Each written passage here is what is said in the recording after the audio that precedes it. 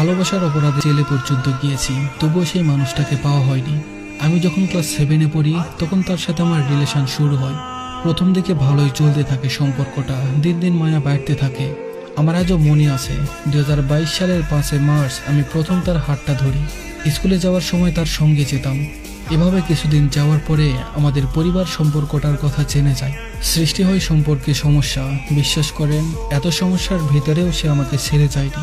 তার পরের বছর তার পরিবার তাকে অন্য একটা স্কুলে ভর্তি করিয়ে দেয়। আমিও আমার পরিবারকে বুঝিয়ে ওই স্কুলেই ভর্তি হই। এইভাবেই চলতে থাকে আমাদের সম্পর্ক। মাঝে মাঝে শহরের এই প্রান্ত থেকে ওই প্রান্ত ঘুরে বেড়াতাম। কিছুদিন পর পর একসাথে নদীর পাড়ে ঘুরতে যেতাম। একদিন সন্ধ্যার পর আমার এক বন্ধুর সাথে বাইকে যেতে হঠাৎ তার মা ফুপুর সাথে তাকে রাস্তায় দেখি। ওর মা আমাকে দেখে ডাক দেয়। বিশ্বাস করেন ভাই, ভয়ে হাত পা কাঁপছিল তখন আমার। তখন পরে উনি আমাকে বলে, তুমি নাকি আমার মেয়ের সাথে প্রেম করো, তোমার কি বয়স হয়েছে? তুমি কি চাও তোমার পরিবারের কাছে বিচার দেই, নাকি এলাকার মানুষ দিয়ে বিচার করাবো? আজকের পর থেকে তোমায় যেন আমার মেয়ের আশেপাশেও না দেখি, তাহলে খবর আছে। তখন আমার চোখে পানি চলে আসে। বিশ্বাস করেন, ও আমার চোখে পানি দেখে ওর মায়ের সামনে আমাকে জড়িয়ে ধরে। ওর মা ওকে জোর করে গাড়িতে করে নিয়ে যায়। সে কান্না করতে করতে বলেছিল যে আমি সাব্বিরের কাছে থাকবো। সেদিনের পর থেকে তার সাথে অনেকদিন কথা হয়নি, দেখাও হয়নি। তার কিছুদিন পর সে আমাকে আবার মেসেজ দেয় লুকিয়ে লুকিয়ে, আবার স্কুলে যাওয়া শুরু করলো। তার কিছুদিন পর থেকে দেখলাম সে আমাকে ইগনোর করা শুরু করলো। যে মেয়ে আমাকে ছাড়া কিছুই বুঝতো না, সে আমার কথা শোনে না, স্কুলের ছেলেদের সাথে কথা বলে। তাকে অনেক বোঝানোর চেষ্টা করি, কি হয়েছে, কেন এমন করছো। সে একটা কথাই বলতো, কোথায়, কিছু হয়নি তো। ওকে দেখতাম অনলাইনে আসতো, কিন্তু আমাকে মেসেজ দিত না, বা দিলেও খুব কম। তখন আমার অনেক কষ্ট হয়, আমি অনেক কান্নাকাটি করি। তার কিছুদিন পর তার এক বোন আমাকে বলে, সাব্বির, ও তো আমার এক বড় ভাইয়ের সাথে কথা বলে। এই কথাটা শুনে আমি সহ্য করতে পারছিলাম না।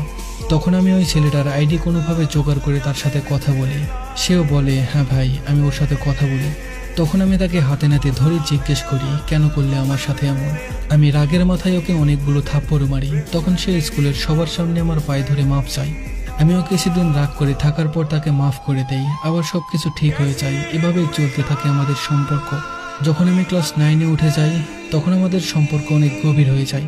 2024 সালের 12 অক্টোবর তার পরিবার সব জেনে যায়, আর ওরা আমাকে মারার হুমকি দেয়। এজন্য অনেকদিন আমাকে আমার পরিবার খালা বাড়িতে রেখে দেয়। ওর সাথে আমার সব রকমের যোগাযোগ বন্ধ হয়ে যায়। ওখানে থাকা অবস্থায় আমি অনেক অসুস্থ হয়ে যাই। আমাকে হাসপাতালে নেওয়া হয়। ওখানে অনেকদিন থাকতে হয়। সুস্থ হওয়ার কিছুদিন পর সে মেসেজ দেয়।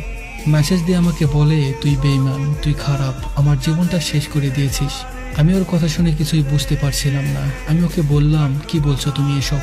তখন সে আমাকে বলে, আমার পরিবার তোকে আমাকে বিয়ে করতে বলেছিল, কিন্তু তুই না করে দিয়েছিস। এই কথাটা শুনে যেন আমি আকাশ থেকে বললাম। ওকে অনেকভাবে বুঝালাম যে তোমার পরিবার আমাকে এইসব কিছুই বলেনি, কিন্তু সে বিশ্বাস করে না। ওই দিন রাতে ওর এক ভাই আমাকে কল দেয়, দিয়ে আমাকে হুমকি দেয়, আমাকে মারবে, ছিঁড়ে ফেলবে। তখন আমি শুধু বলেছিলাম, আমি ওকে ভালোবাসি আর ভালোবাসবো, আপনারা যা পারেন করেন। আমি আবার এসব কথা রেকর্ড করেছিলাম। পরের দিনও আমাকে আবার মেসেজ দেয়। আমাকে বলে, কেন তুই রাজি হলি না? রাজি হলে তো আমরা একসাথে থাকতে পারতাম। তখন আমি তাকে ওই কল রেকর্ডটা পাঠিয়ে দিই। সে শুনে বুঝতে পারে তার পরিবার তাকে ভুল বুঝিয়েছে, যাতে সে আমাকে ঘৃণা করে আর আমার সাথে কোনো রকম সম্পর্ক না রাখে। কিন্তু আমাদের সম্পর্কটা আবারও ঠিক হয়ে যায়। ওর পরিবার যখন কিছুতেই আমাদের দূরে রাখতে পারছে না, তখন ওর পরিবার ছেলে দেখতে থাকে ওর বিয়ের জন্য। সবকিছু এলোমেলো হয়ে যেতে থাকে। সারাদিন কান্নাকাটি করতাম, খাওয়া দাওয়া ছেড়ে দিয়েছিলাম। হঠাৎ একদিন মেসেজ দিয়ে বলে, আমি তোমাকে ছাড়া বাঁচতে পারবো না, তুমি যেভাবেই হোক আমাকে নিয়ে যাও। আমি বললাম, তুমি টেনশন করো না, আমি তো আছি। ও বলল, চলো আমরা পালিয়ে যাই। আমি বললাম, পালিয়ে কোথায় যাব, কোথায় রাখবো, কি খাওয়াবো? তখন সে বলল, দরকার পড়লে রাস্তায় থাকবো, মানুষের বাড়িতে কাজ করে খাবো। তার এই কথা শুনে 2024 সালের 26 সেপ্টেম্বর আমার কিছু বন্ধুর মাধ্যমে আমরা বিয়ে করি। আমাদের বয়স বাড়িয়ে 2 মাস এভাবেই যে যার বাড়িতে থাকি। তারপর 2025 সালের 12 জানুয়ারি আমরা পালিয়ে যাই আমার এক বন্ধুর কাছে। সে আমাদের একটা রুম ঠিক করে দেয় থাকার জন্য। আমাদের ছোট্ট একটা সংসার হয়। সারাদিন হাসি খুশি আর দুষ্টামির মধ্যে দিয়ে 2 দিন পার হয়ে যায়। তারপর আমি জানতে পারি তার পরিবার আমার বাবার নামে মামলা দিয়েছে। আমার বাবাকে পুলিশে ধরে নিয়ে গেছে। তারপর ওর মায়ের সাথে কথা বলে। ওর মা আমাদের কথা দেয় আমাদের মেনে নিবে, তাই বাসায় চলে আসতে বলে সমাজের কথা চিন্তা করব না, তোমরা আসো বাবা, আমরা মেনে নিলাম। এরপর এক প্রকার চাপের মুখে পড়ে আসতে হয়, কারণ আমার আব্বুকে থানায় রেখে দিয়েছিল।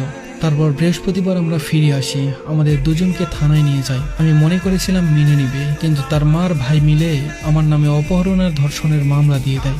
আমি তখন কিছু বুঝে ওঠার আগেই ওর থেকে আমাকে দূর করে দেয়। ওই দিন ওর সাথে আমার শেষ কথা হয়। 2 মাস 9 দিন জেলে ছিলাম। জীবনে এই বয়সে জেলে যেতে হবে কখনো কল্পনাও করিনি। জেল থেকে বেরিয়ে মানুষের মুখে শুনলাম সে নাকি অনেক সুখে আছে। তার পরিবার আর সে বলে বেরিয়েছে আমি নাকি তাকে তাবিজ করেছিলাম। 3 বছর একটা মানুষকে পাগলের মতো ভালোবাসলাম, তার প্রতিদান হিসাবে পেলাম একজন অপহরণ ধর্ষণকারী হিসাবে পরিচিতি।